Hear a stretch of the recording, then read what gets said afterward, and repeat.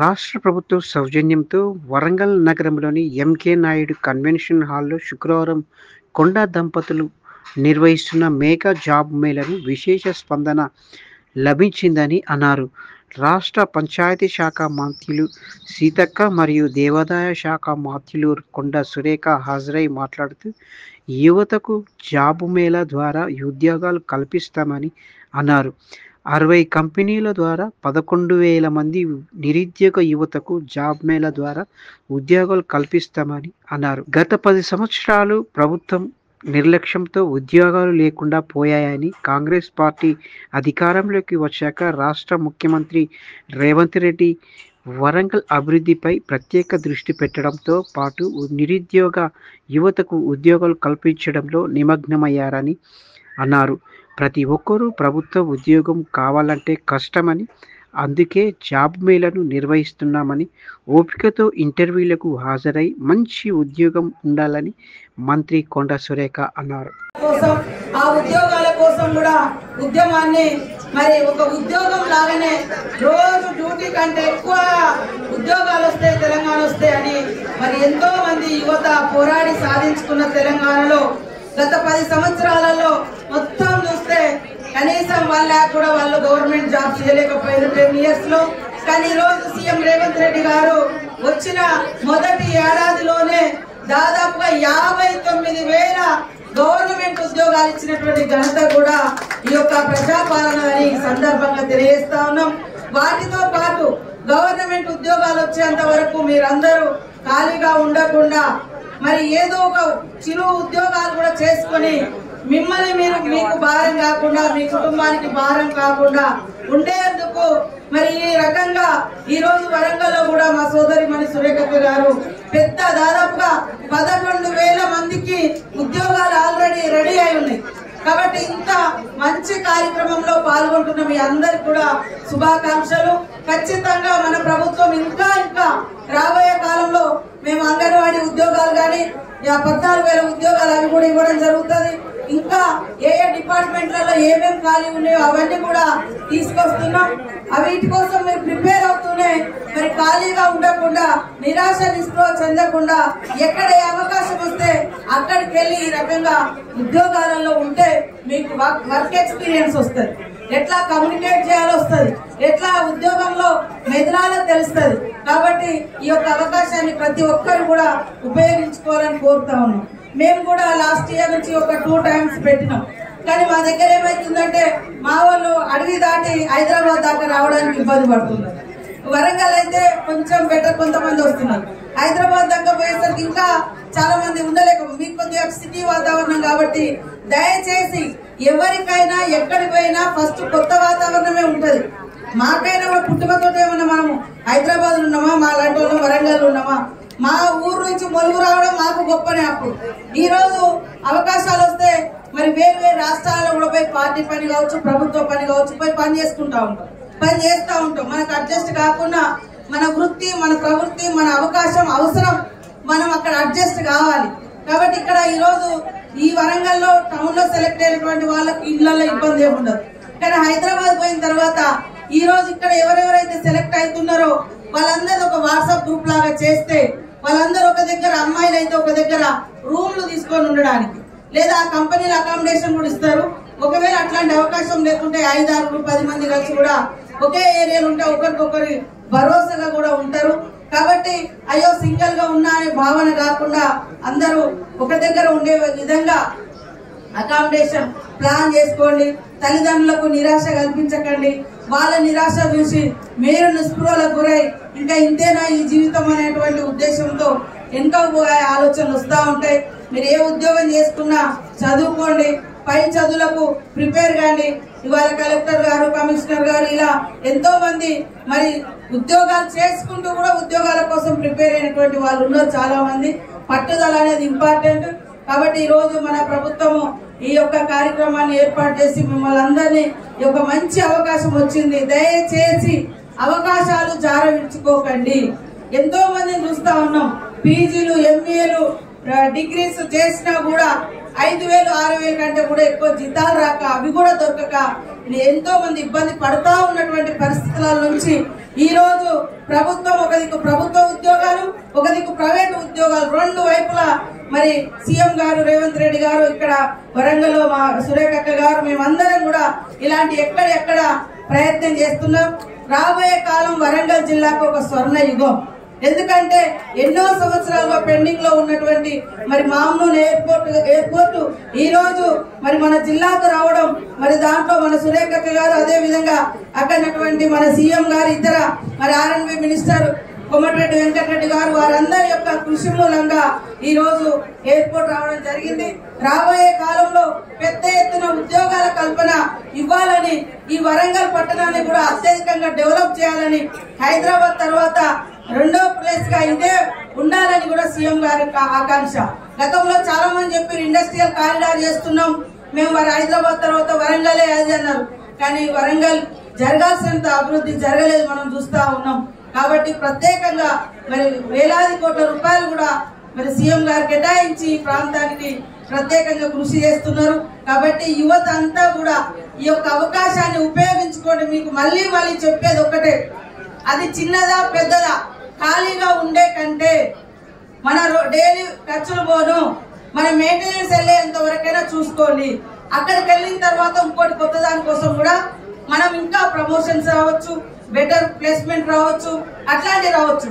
ఒక సామెత ఉంటది, ఎక్కడో అక్కడ కూర్చునే కంటే పాక్కుంటానే వెళ్ళు, పాక్కునే దానికంటే కొంచెం నడవడానికి ప్రయత్నం చేయి, నడవడం కంటే ఇంకా కొంచెం పరిగెత్తడానికి ప్రయత్నం చేయండి.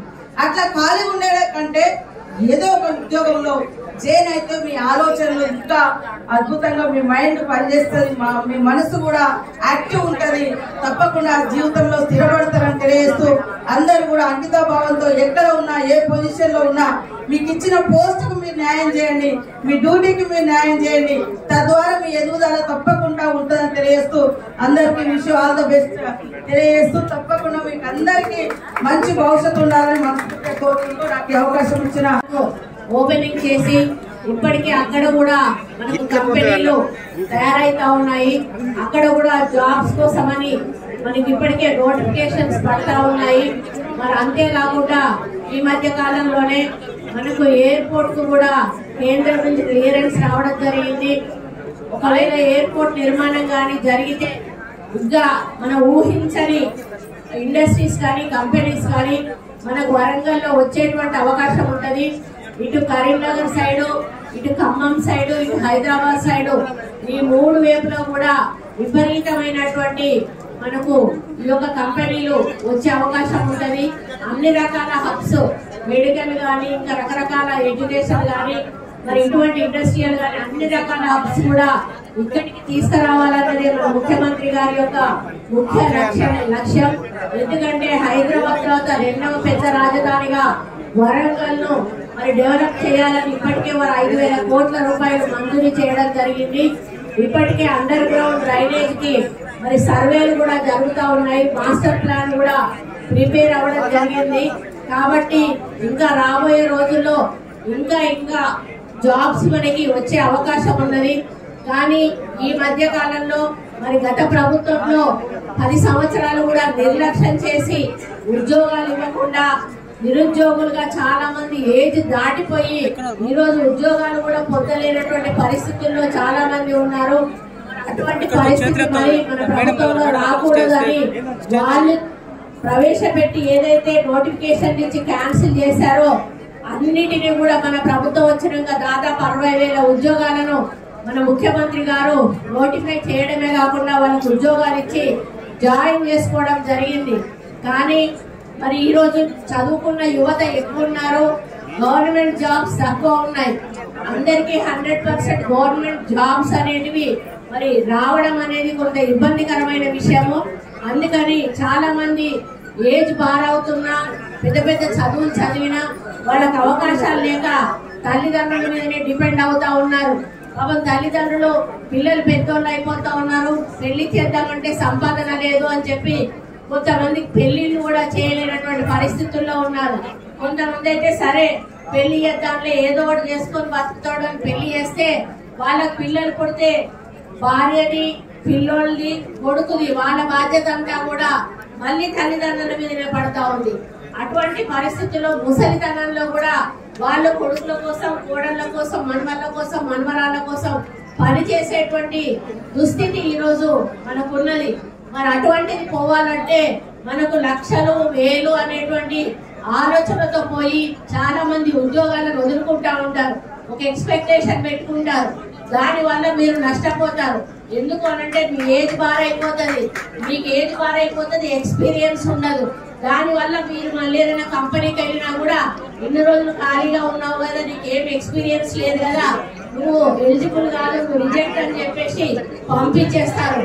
మరి అలా కాకుండా ఉండాలి అని చెప్పి ఈ రోజు మేము ఈ జాబ్ మేళాను టాస్క్ వాళ్ళ ఆధ్వర్యంలో వారి CEO గారి సహకారంతో ఈ కార్యక్రమాన్ని చేపట్టడం జరిగింది.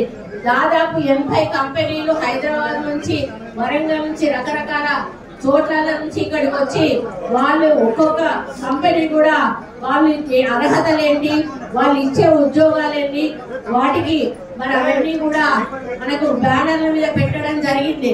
వాళ్ళు మిమ్మల్ని పిలిచినప్పుడు దయచేసి మీ స్కిల్ చూపించండి, మీ యొక్క క్యాపబిలిటీని బట్టే మీకు ఉద్యోగం వస్తుంది. కాబట్టి మీరు ఎవ్వరు కూడా భయపడాల్సిన అవసరం లేదు. ప్రశాంతంగా సమాధానం చెప్పండి. మీరు ఎలిజిబిలిటీ ఉంటే 100% మిమ్మల్ని మొదటి లిస్ట్ లోనే తీసుకుంటారు. తర్వాత వాళ్ళని కొంచెం సెకండ్ లిస్ట్ లో పెడతారు. ఫస్ట్ లిస్ట్ లో పెట్టిన వాళ్ళకి ఈ రోజే సాయంత్రం వరకు పోస్టింగ్ ఆర్డర్స్ ఇస్తారు.